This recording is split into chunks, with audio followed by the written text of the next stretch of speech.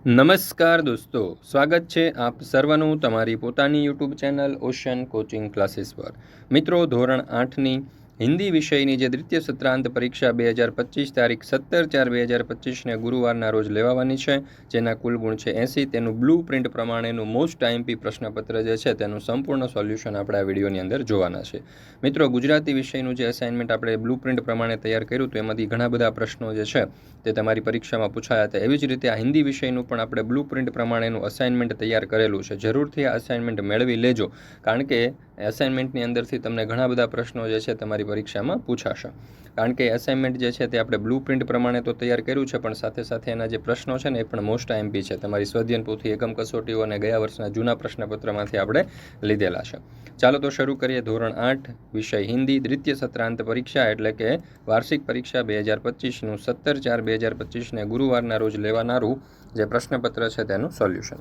પ્રશ્ન નંબર 1 સही વિકલ્પ ચुनकर उत्तर लिखिए, જેના કુલ 4 માર્ક છે। પહેલો સવાલ, મજબૂર कौन है? तो जवाब आवश्य विकल्प डी, दीपक। बीजो सवाल, कवि किसे न बांटने के लिए कहता है? तो जवाब आवश्य विकल्प बी, इंसान को। ત્રીજો સવાલ, किसके बिना जग सूना रेगिस्तान है? तो जवाब आवश्य विकल्प ए, प्यार। प्यासी कौन है? तो जवाब आवश्य विकल्प सी, चट्टान। ત્યાર પછી છે પ્રશ્ન નંબર 2, प्रश्नों के संक्षेप में उत्तर लिखिए किन्हीं 4, જેના કુલ 8 मार्क्स है। तो पहला सवाल, इंसान को बांटने का अर्थ क्या है? तो जवाब आवश्य इंसान को बांटने का अर्थ है सभी मनुष्यों को समान दृष्टि से न देखना। आज ऊंच नीच, जाति पाति, गोरा काला आदि भेद कर लोगों में अलगाव की भावना पैदा कर दी गई है। सभी मनुष्यों के रक्त में एक जैसी लालिमा तथा उनमें एक जैसी भावनाओं की अनदेखी कर केवल उनके बाहरी स्वरूप पर ध्यान दिया गया है। इस प्रकार इंसान का बंटवारा किया गया है। बीजो सवाल, लोगों ने भगवान को किस प्रकार बांट लिया है? तो जवाब आवश्यक है कुछ लोगों के भगवान मंदिर में तो कुछ लोगों के भगवान मस्जिद में रहते हैं। कुछ लोगों ने अपने भगवान के लिए गिरजाघर बनाए। एक ही भगवान को लोगों ने अलग अलग ढंग से देखा है। वे उनकी अलग अलग तरीके से पूजा करते हैं। इस तरह लोगों ने भगवान को बांट लिया है। तीजो सवाल, चट्टानों की प्यास कैसे बुझाई जा सकती है? तो चट्टान का अर्थ है वे लोग जो भेदभावों के जुल्म सहते सहते पत्थर जैसे कठोर हो गए हैं। हमें उन लोगों के साथ समानता का व्यवहार करना है, उन्हें भी अपनत्व प्रदान करना है। इस प्रकार प्यार का शीतल जल देकर चट्टानों की प्यास बुझाई जा सकती है। चौथा सवाल, शास्त्री जी के नाम के साथ कर्मयोगी विशेषण लगाना क्यों उपयुक्त है? तो जवाब आवश्य शास्त्री जी का सारा जीवन कर्ममय था। वे भाग्य पर भरोसा कर बैठने वालों में से नहीं थे। वे अपने चिंतन और कर्म शक्ति पर भरोसा रखते थे। हाथ की लकीर पर नहीं, उनके लिए कर्म ही उनका ईश्वर था। उसके प्रति वे निस्वार्थ भाव से समर्पित थे। इस प्रकार जीवन भर निष्काम कर्म में लगे रहने के कारण उनके नाम के साथ कर्मयोगी विशेषण लगाना बिल्कुल उपयुक्त है। તમારા માટે ખાસ મહત્ત્વની જાણકારી છે મિત્રો કે ધોરણ 3થી 8ની જે દ્વિતીય સત્રાંત પરીક્ષા તમારી શરૂ થઈ ચૂકી છે, એમાં આપણે આ હિન્દી વિષયનું મોસ્ટ આઈએમપી બ્લુ પ્રિન્ટ પ્રમાણેનું અસાઇનમેન્ટ અને પ્રશ્નપત્ર તૈયાર કરેલું છે। દરેક વિદ્યાર્થીઓએ અવશ્ય આ અસાઇનમેન્ટ મેળવી અને તેનો અભ્યાસ કરી લેવો, કારણ કે મોટા ભાગના પ્રશ્નો જે છે 90% પ્રશ્નો અસાઇનમેન્ટમાંથી જ પૂછાય છે, કારણ કે આપણે બ્લુ પ્રિન્ટ પ્રમાણે તૈયાર કર્યું છે અને મોસ્ટ આઈએમપી પ્રશ્નો તેમાં લીધેલા છે। અને આ જે પ્રશ્નો છે તમારી એકમ કસોટી, સ્વાધ્યાયન પોથી અને ગયા વર્ષના જૂના પ્રશ્નપત્રમાંથી લીધા છે, એટલે મોટા ભાગના પ્રશ્નો પૂછાય એવી શક્યતા છે। તો હજુ પણ જે વિદ્યાર્થીઓએ નથી લીધું તેમણે અવશ્ય મેળવી લેવું। નંબર અહીંયા તમને આપેલો છે 70 46 22 22 54। આ નંબર ઉપર સંપર્ક કરી, કોલ કરી અને મેળવી લેજો, કારણ કે પરીક્ષાની તૈયારી માટે ખૂબ ઉપયોગી સાબિત થવાનું છે। ચાલો ત્યાર પછી આપણે આગળ જોઈએ। પ્રશ્ન નંબર 2, निम्नलिखित काव्य को पढ़कर दिए गए प्रश्नों के उत्तर लिखिए, જેના કુલ 5 માર્ક્સ છે। તો અહીંયા તમે જોઈ શકો છો કે સમંદર સચ્ચી સચ્ચી તેરે અંદર ક્યાં હે। તો અહીંયા આજે આપણને કાવ્ય આપવામાં આવેલું છે। કાવ્યને ધ્યાનપૂર્વક વાંચવાનું છે, સમજવાનું છે અને જોઈએ એમના ઉપરથી પ્રશ્ન અને તેમના ઉત્તરો। પહેલો સવાલ, समंदर के अंदर क्या क्या हो सकता है? तो जवाब आवश्य मोती, जल इत्यादि। बीजो सवाल, बाबा कौन सा सच कहते थे? तो जवाब आवश्य वह कहते थे कि तुझ में होती मोती। ત્રીજું, मोती वाली खेती तुझ में कैसे होती, ऐसा क्यों कहा गया है? मोती शंखों के अंदर बनते हैं। यह शंखों को खेत और मोतियों को फसल मानकर किया गया है। इस प्रकार समंदर को मोतियों का उत्पादक माना गया है। चौथुं, झूठ शब्द का विरुद्धार्थी शब्द काव्य में से ढूंढकर लिखिए। तो काव्य में सच शब्द झूठ का विरोधी शब्द है। इस काव्य को उचित शीर्षक दीजिए। तो इस काव्य का उचित शीर्षक समंदर से बातचीत या समंदर के रहस्य हो सकता है। ત્યાર પછી છે પ્રશ્ન નંબર 3, रूपरेखा के आधार पर कहानी लिखिए, જેના કુલ 6 मार्क्स है। तो एक था शेर, उसे अपनी ताकत पर बड़ा घमंड था। जंगल के प्राणियों ने उसको सबक सिखाने की बात सोची। छोटी चींटी बोली, मैं शेर का घमंड उतार दूंगी। तो જોઈએ આપણે આ સરસ મજાનું જે અહીંયા આપણને કહાની લખવાની કીધેલી છે તે। एक कंजूस था, उसके पास सोने की बहुत अशरफियाँ थी। उसने वे अशरफियाँ एक बक्से में रखी थीं। अशरफियों की चिंता उसे रात को सोने भी नहीं देती थी, इसलिए उसने उन्हें खेत में गाड़ रखा था। एक था शेर, उसे अपनी ताकत पर बड़ा घमंड था। जंगल के प्राणियों ने उसे सबक सिखाने की बात सोची। छोटी चींटी बोली, मैं शेर का घमंड उतार दूंगी। चींटी अपने बिल में गई और वहाँ से बहुत सी चींटियों को ले आई। शेर जहाँ सो रहा था वहाँ जाकर सभी चींटियाँ शेर के शरीर पर चढ़ गई। वे उसके पेट, पीठ और टांगों में बुरी तरह काटने लगी। शेर उन्हें अपने पंजों से मारने की कोशिश करता था, तब वे उसके बालों में छिप जाती थी। थोड़े ही समय में शेर आकुल व्याकुल हो गया। उस चींटी ने उससे कहा, वनराज, इन चींटियों से परेशान होना आपको शोभा नहीं देता। आपको तो अपनी ताकत पर बहुत घमंड है ना। शेर ने कहा, चींटी बहन, मैंने तुमसे हार मान ली। अब मैं कभी अपनी ताकत पर घमंड नहीं करूंगा। मैं शेर हूँ तो तुमने सवा शेर बनकर दिखा दिया। जंगल के प्राणियों ने खुश होकर चींटी का विजय जुलूस निकाला। ત્યાર પછી છે પ્રશ્ન નંબર 4, નિમ્નલિખિત પરિચ્છેદ કા હિન્દીમાં અનુવાદ કીજીએ। તો અહીંયા તમે જોઈ શકો છો કે આપણને ગુજરાતીમાં એક પેરેગ્રાફ આપેલો છે, એક ફકરો આપેલો છે, તેને આપણે હિન્દીમાં ટ્રાન્સલેટ કરવાનો છે। તો જો આ પ્રમાણે થશે।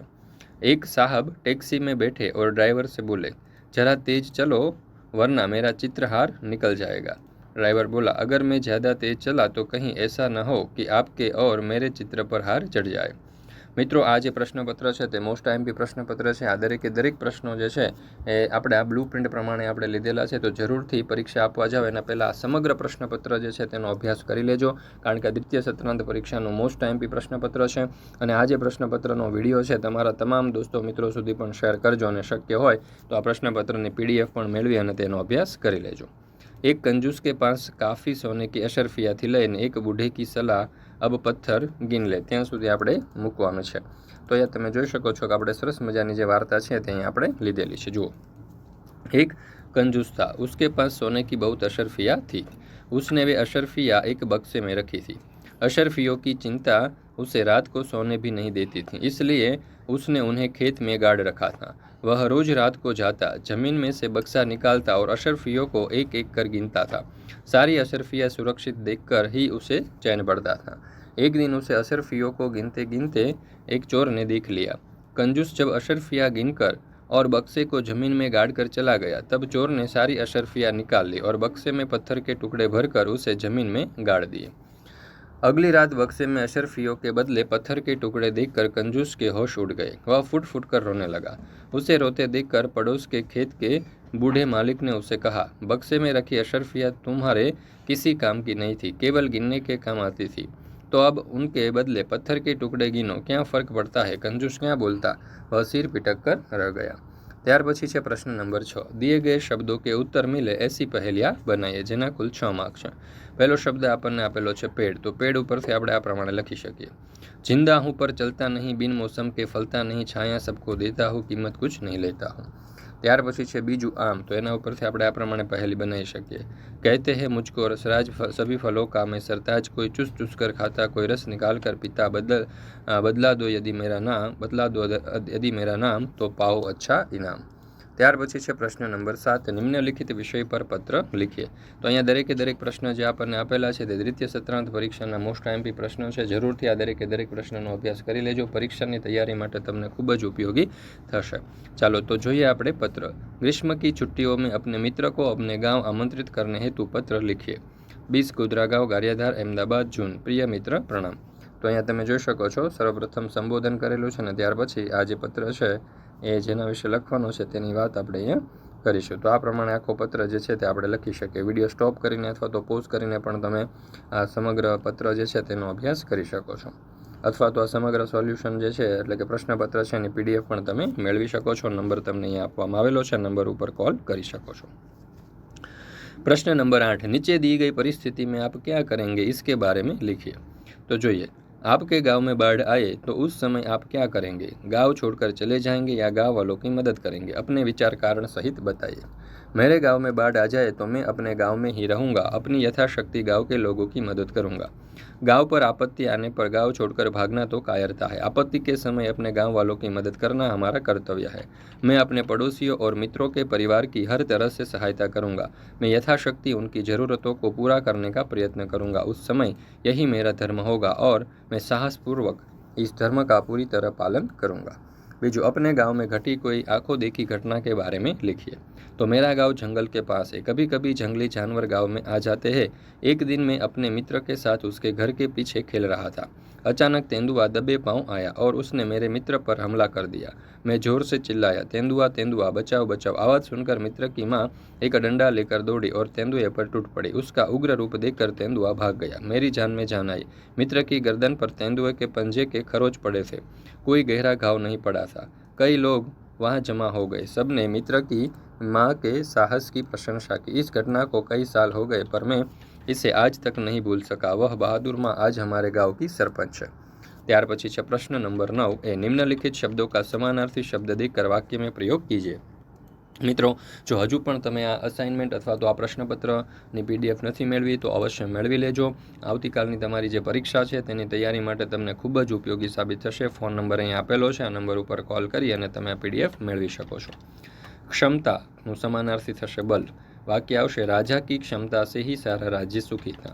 અભિલાષાનું થશે ઈચ્છા. વાક્ય બનશે, વૈज्ञानिक बनने की उसकी अभिलाषा बचपन से ही थी। ત્યાર પછી છે બી, નિમ્નલિખિત શબ્દ કા વિરોધી શબ્દ દેખकर વાક્ય में प्रयोग करके लिखिए। સુંદરનું વિરુદ્ધાર્થી થશે અસુંદર અથવા તો કુરૂપ. વાક્ય બનશે, ઉનકે નौकर का चेहरा असुंदर था। જમીનનું વિરુદ્ધાર્થી થશે આસમાન. વાક્ય બનશે, नीला आसमान देखकर यात्री खुश हो गए। निम्नलिखित मुहावरे का अर्थ देखकर वाक्य में प्रयोग करके लिखिए। दिल कचोटना यानी कि दिल में दुख होना. वाक्य बनशे, बेटे की बुरी हालत देखकर माँ का दिल कचोट रहा है। ત્યાર પછી डी, निम्नलिखित कहावत का अर्थ देखकर वाक्य में प्रयोग कीजिए। उल्टा चोर कोतवाल को डांटे यानी कि एनो अर्थ थशे अपना अपराध स्वीकार न करके पूछने वाले को दोष देना। वाक्य बनशे, टीवी के कारण तुम लोग पढ़ नहीं सकते, तुम्हारे लिए यही अच्छा रहेगा कि टीवी ही निकाल दिया जाए, न रहेगा बास न बजेगी बांसुरी। ત્યાર પછી છે પ્રશ્ન નંબર 10 दिए गए शब्द को शब्दकोश के क्रम में लिखिए। અહીંયા જેટલા પણ શબ્દકોશ આપેલા છે જરૂરથી કરી લેજો, બરાબર, કારણ કે મોસ્ટ એમપી છે. શુભ, ચીડિયા, બુંદે, જ્ઞાન અને સફળ. તો ચીડિયા, બુંદે, સફળ, શુભ અને જ્ઞાન. કલી, ધરતી, ઠંડી, શુભ અને યાદ. તો કલી, ઠંડી, ધરતી, યાદ અને શુભ. મસ્તી, बिजली, हरियाली, खेत અને ક્ષમા. તો ખેત, बिजली, मस्ती, हरियाली અને ક્ષમા. પ્રભુ, याद, मुस्कान, लहर અને खुशी. तो खुशी, प्रभु, मुस्कान, लहर અને याद. ત્યાર પછી છે પ્રશ્ન નંબર 11 અ, नीचे दिए गए वाक्यों में से रेखांकित शब्दों को विशेषण बनाइए। बच्चों की मासूमियत सभी को अच्छी लगती है, तो मासूमियतનું થશે मासूम। गरीबी के कारण वह पढ़ाई नहीं कर सकता, तो गरीबीનું થશે गरीब। उसकी सच्चाई ने सबका दिल जीत लिया, तो सच्चाईનું થશે सच्चा। विद्यार्थियों की समझदारी से शिक्षक बहुत खुश हुए, तो समझदारीનું થશે समझदार। ત્યાર પછી બ, नीचे दिए गए विशेषण का वाक्य में प्रयोग कीजिए, જેના कुल 4 मार्क्स છે। मधुर, तो वाक्य बनशे, राधा की आवाज़ बहुत मधुर है। लंबा, वाक्य बनशे, रामू एक लंबा लड़का है। सुंदरનું થશે, यह बगीचा बहुत सुंदर दिखता है। तेजનું થશે, हवा आज बहुत तेज चल रही है। અહીંયા તમે તમારી રીતે વાક્યો લખવા હોય તો પણ લખી શકો છો। ત્યાર પછી છે પ્રશ્ન નંબર 13 નિમ્નલિખિત વિષય પર નિબંધ लिखिए किन्हीं एक। અહીંયા આપણે એક નિબંધ લખવાનો છે। મોસ્ટ એમપી નિબંધો આપણે આપેલા છે। જો પહેલો નિબંધ છે પાણી का महत्व, તો અહીંયા તમે જોઈ શકો છો પાણી का महत्व નિબંધ આપણે ખૂબ જ સરસ રીતે અહીંયા રજૂ કરેલો છે। તમે વિડીયો સ્ટોપ કરી અથવા પોઝ કરીને જોઈ શકો છો, અથવા તો આ જે દ્વિતીય સત્રાંત પરીક્ષાનું મોસ્ટ એમપી પ્રશ્નપત્ર છે તેની સોલ્યુશનની પીડીએફ પણ મેળવી શકો છો। પીડીએફ માટેની લિંક નીચે ડિસ્ક્રિપ્શનમાં આપેલી છે, અથવા તો તમને નંબર આપેલો છે 7046222254, આ નંબર ઉપર કોન્ટેક્ટ કરીને પણ મેળવી શકો છો। બીજો નંબર છે સ્વચ્છતા કા, એટલે કે બીજો નિબંધ છે સ્વચ્છતા કા મહત્વ। તો આ નિબંધ પણ તમારા માટે મોસ્ટ એમપી છે, જરૂરથી દરેક વ્યક્તિએ આ નિબંધ પણ પાકો કરી લેવો। ત્યાર પછી છે ત્રીજું મેરા યાદગાર પ્રવાસ। તો આ નિબંધ પણ આપણે અહીંયા ખૂબ જ સરસ રીતે દર્શાવેલો છે, તમે જોઈ શકો છો। તો દરેક વિદ્યાર્થીઓએ અવશ્ય આ જે સંપૂર્ણ સોલ્યુશન છે તેની પીડીએફ મેળવી અથવા તો આ વિડીયો જે છે એ જોઈ લેવો। વિડીયો પસંદ આવ્યો હોય તો લાઇક કરવાનું, તમારા મિત્રો સાથે શેર કરવાનું અને સરસ મજાની કોમેન્ટ આપવાનું ભૂલશો નહીં। મિત્રો, તમારી પરીક્ષા પૂર્ણ થશે એટલે તમારું દ્વિતીય સત્રાંત પરીક્ષાનું વેકેશન એટલે કે દ્વિતીય સત્રાંત પરીક્ષા પૂરી થાય એટલે સીધું વેકેશન પડશે, અને વેકેશનનો જો તમે સદુપયોગ કરવા માંગો છો તો આપણે તમારા માટે વૈદિક ગણિતનો કોર્સ લોન્ચ કરેલો છે, જેની ફી માત્ર ને માત્ર ₹100 છે, જેની અંદર તમારા સરવાળા, બાદબાકી, ગુણાકાર, ભાગાકાર, લસા, ગુસા જેવી અનેક જે ગાણિતિક ક્રિયાઓ છે તે પેપર અને પેન વગર તમે માત્ર મગજથી ગણતરીની સેકન્ડોમાં કરી શકો તેવી ટિપ્સ અને ટ્રિક્સ અહીંયા તમને શીખવાડેલી છે. અને સ્પોકન ઇંગ્લિશની ફી માત્ર ₹1499 છે, જેમાં તમે કડકડાટ અંગ્રેજી બોલતા તો શીખશો જ, પણ સાથે સાથે તમારું અંગ્રેજી ગ્રામર પણ ખૂબ પાવરફુલ થશે, એટલે આગળના ધોરણોમાં તમારો અંગ્રેજી વિષય છે એ રમકડા જેવો થઈ જશે. મિત્રો, આ બંને કોર્સ કરવા માટેની લિંક નીચે ડિસ્ક્રિપ્શનમાં આપેલી છે. બંને કોર્સ ઓનલાઈન છે, તમારે ઘરે બેઠા જ કરવાના છે, માત્ર આપણી એપ્લિકેશન જે છે ઓશન કોચિંગ ક્લાસીસ એ ડાઉનલોડ કરવાની છે. વધારે માહિતી માટે અહીંયા તમને નંબર આપેલો છે. મિત્રો, હજુ પણ તમે જો હિન્દી વિષયનું અસાઇનમેન્ટ નથી મેળવ્યું, હિન્દી વિષયના પ્રશ્નપત્ર નથી મેળવ્યા તો અવશ્ય મેળવી લેજો, તેનો અભ્યાસ કરી લેજો, કારણ કે તમારી પરીક્ષાની તૈયારી માટે તમને ખૂબ ઉપયોગી સાબિત થશે. હજુ પણ આપણે એક પ્રશ્નપત્રના સોલ્યુશન સાથે મળીશું, 80 માર્ક્સનું પ્રશ્નપત્ર, અને એ લાઈવ આપણે મળવાના છે, તો જે આપણો હિન્દી વિષયનો લાઈવ લેક્ચર છે તેમાં જરૂરથી જોડાઈ જજો.